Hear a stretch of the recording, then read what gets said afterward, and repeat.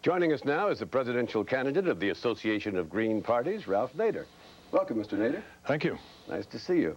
Well, last August, when the New York Times published an editorial against you, you called it shameful. I'm going to give you a chance to respond to their editorial last Thursday, which reads in part, "We would regard Mr. Nader's willful prankishness as a disservice to the electorate, no matter whose campaign he was hurting.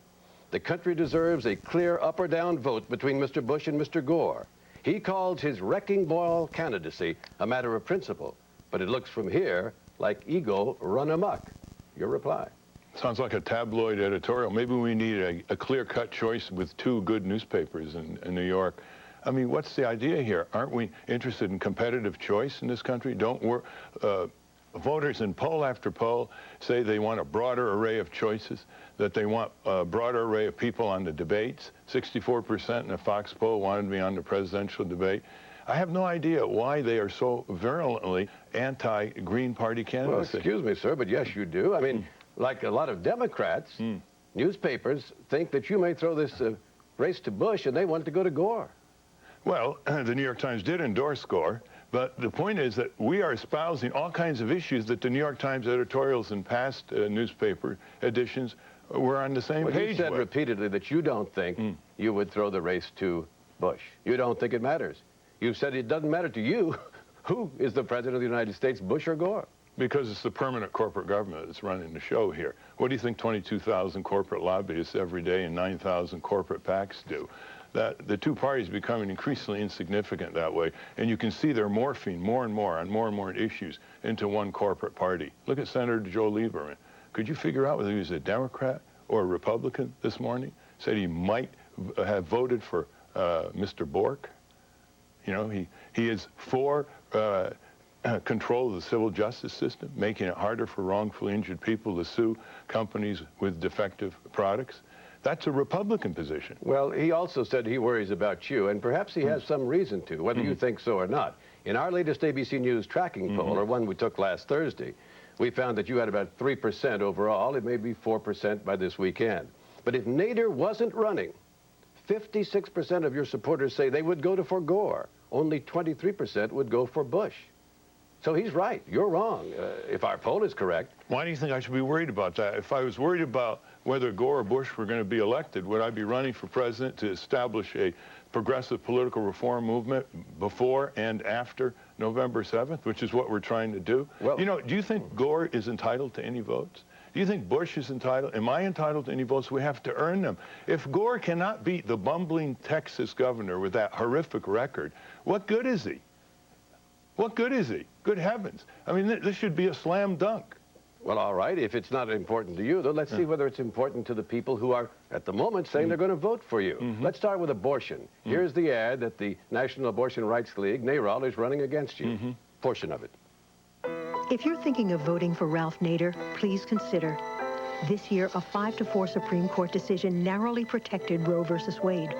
A single vote saved a woman's right to choose. Before voting Nader, consider the risk. Consider the risk. Consider it. Justice Souter, Justice O'Connor, they could have overturned Roe v. Wade 3 times in the last 10 years. They didn't do it. This is a scare tactic that's going on here. When George W. Bush was asked by Tim Russer, is he going to push to reverse Roe v. Wade? George W. Bush said, well, not unless a lot of people in this country change their mind. Even if Roe v. Wade is reversed, that doesn't end it. It just reverts it back to the states. Well, President Clinton has nominated and seen confirmed 2 justices, Ginsburg and Breyer. They are safely on NARAL's side. In the case of President Reagan, Scalia is on the court. So if you say, well, at least he put O'Connor on the court, and she is on NARAL's side at the moment, you're only batting 500 there. You're batting 1,000 with Clinton, and Gore says he'll be Clinton. Remember your history. The Democrats made it possible for Scalia and Clarence Thomas to get through the Senate. Scalia was confirmed 98-0, including Al Gore supporting him.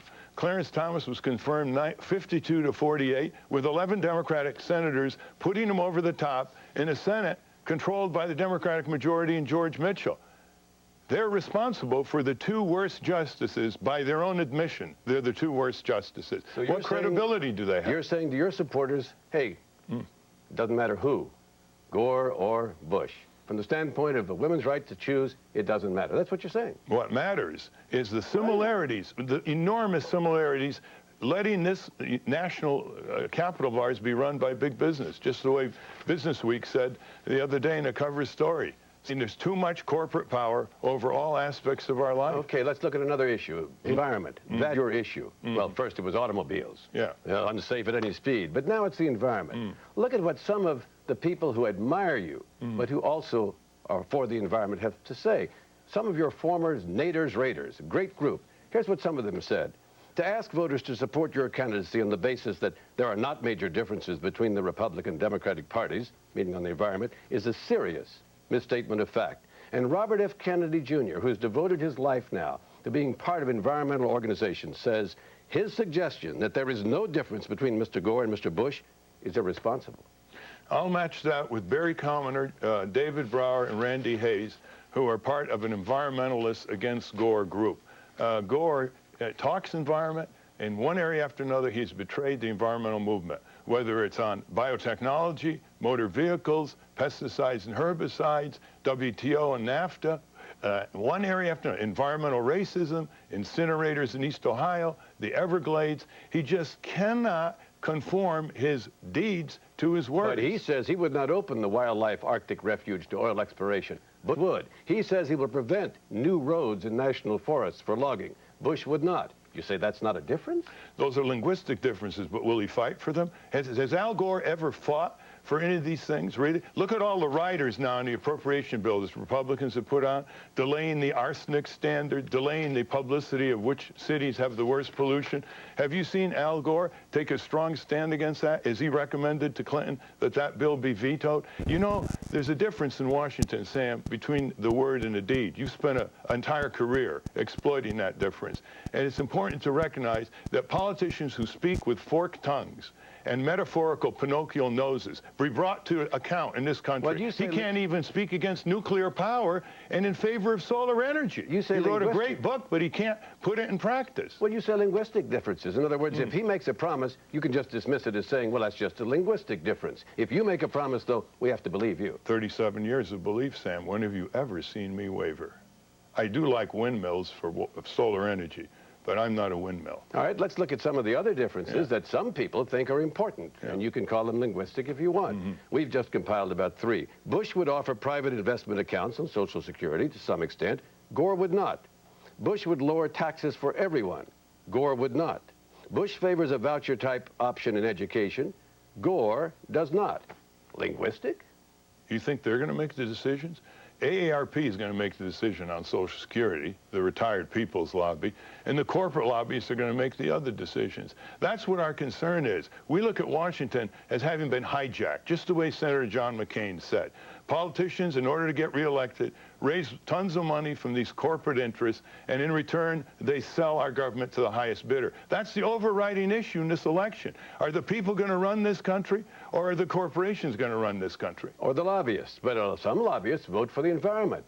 Senator Donelson, the former senator from Wisconsin, the chairman of a very great environmental group, they're lobbyists. If they're lobbyists in Capitol Hill, that's okay, but if General Motors lobby, that's terrible. Is that what you're saying? Well, one lobbies for profit and pollution, the other lobbies for conviction against pollution. And, you know, there is a difference. I mean, if you compare Senator Nelson with General Motors, that's an easy choice. All right. You've talked about a vote that Joe Lieberman says he might have made had he been in the Senate. You say that if you had been in the Senate, you would have voted to convict Bill Clinton in his impeachment trial, correct? Correct, and I would have voted against Bork, and I fought vigorously against Scalia and Thomas, which is more than I can say for Vice President Gore. You think Clinton is what? A liar, a perjurer? I mean, what? I think he disgraced the office. He then lied about it. A judge confirmed that. He dragged it out, and he took a year of journalism from both of you. Well, a lot of your supporters, according to our poll, were Clinton supporters. Well, they're going to have to choose, aren't they? All right, let's see about that, because the Democrats are worried about you, in some swing states particularly. They said you could tip the balance. But we've got some good news for them and perhaps some bad news for you. In our ABC News tracking poll, which we released this morning, we asked people that, well, how solid are they? Might they switch? May they change their mind? 13% of the Bush supporters said they might change their mind. 16% of the Gore supporters said they might change their mind. 56% of your supporters say they might change their mind, and 6 in 10 of those say very probably they're going to come back home. Well, there are non-voters who aren't polled. There are young voters, millions of them on college campuses. We're drawing the biggest political rallies, by the way, of the entire presidential campaign, filling Madison Square Garden, Boston Garden. And let's see in 8 days or 9 days, Sam. We don't have to wait very long, but that's not the end of it. We're going to break through the tape on Election Day and build the third largest party in America by quantity and the #1 party in terms of spirit, in terms of trying to turn this country over to a deliberative democracy backed by informed citizens, which is the way it was originally envisioned. You know, there are certain things that aren't for sale, that the corporations want for sale. Our democracy isn't for sale. Our government shouldn't be for sale. Our personal privacies, our human genes, our children, they shouldn't be for sale. Commercialism is just reeking and rancid, permeating almost every nook and cranny of our society. This is not only a political movement, it's an ethical, moral movement. It's a movement to put people back in charge. Ralph Nader, thanks for being with us. We're nonpartisan in this program, so we can wish everyone luck. Good luck. Thank you, Sam. When we come back, with a little over a week left before the election, President Clinton has taken on congressional Republicans. Is it about policy or partisan politicking?